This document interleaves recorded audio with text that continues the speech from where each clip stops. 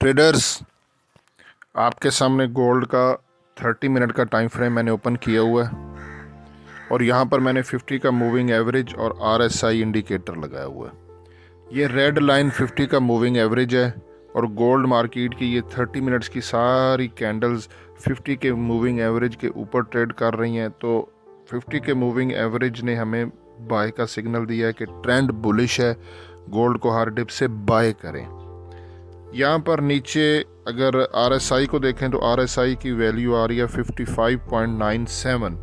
तो ये बुलिश है, 50 के ऊपर बुलिश होता है। तो यहाँ पर RSI के हिसाब से भी गोल्ड बुलिश है, ठीक है, और 50 के मूविंग एवरेज के हिसाब से भी बुलिश है। तो हर डिप से गोल्ड को बाय करें। यहाँ पर अगर मैं गोल्ड के 30 मिनट के टाइम फ्रेम पर बुलिंजर बैंड को अप्लाई करता हूँ तो ये देखें, ये इसका अपर बैंड और ये इसका मिडल बैंड है, पीवट है और ये नीचे सपोर्ट है। ये पीवट के आसपास ट्रेड कर रहा है। यहाँ पे इसने पीवट को ब्रेक भी किया। यहाँ पर इसकी जो स्ट्रेटजी बन रही है वो ये है कि हम लोग ना सपोर्ट से इसको बाय करेंगे, क्योंकि 50 का मूविंग एवरेज बुलिश है, RSI बुलिश है, तो बाय हमने करना है। तो वो इसकी प्राइस यहाँ पे बुलिंजर बैंड की आ रही है 2882.27, यानी कि 2882 के पास से जो इसने सपोर्ट बनाई है वहाँ से हमने गोल्ड को बाय करना है बुलिंजर बैंड के अकॉर्डिंगली। और यहाँ पर अगर मैं सुपर ट्रेंड को अप्लाई करता हूँ ये गोल्ड के 30 मिनट के टाइम फ्रेम पर, तो इसने भी बाय का ही सिग्नल दिया है और ये प्राइस बता रहा है 2878.05। ठीक है, अब जोन बनता जा रहा है ना। तो यहाँ पर अगर पैराबोलिक सार को अप्लाई करते हैं गोल्ड के 30 मिनट के टाइम फ्रेम पर, तो इसके डॉट्स नीचे हैं, कैंडल्स ऊपर हैं, इसने भी बाय का सिग्नल दिया है। पैराबोलिक सार की प्राइस आ रही है 2883.27, ठीक है, कि यहाँ से गोल्ड को बाय किया जाए।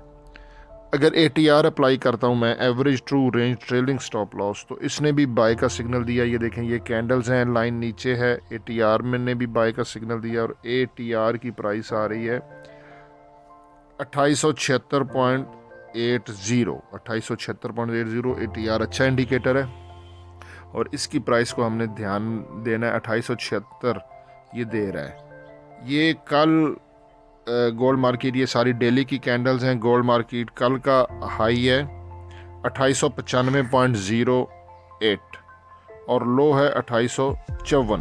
तो ये जो प्राइस है ना 2895, क्योंकि हम बाय को देख रहे हैं। अगर गोल्ड मार्केट ने इसको ब्रेक कर दिया 2895, फिर गोल्ड मार्केट ऊपर इसकी रेजिस्टेंस है 2910 और 2920, लेकिन सेल फिलहाल नहीं करना, बाय में ही रहना है। वैसे मैंने आपको रेजिस्टेंस बता दिया है।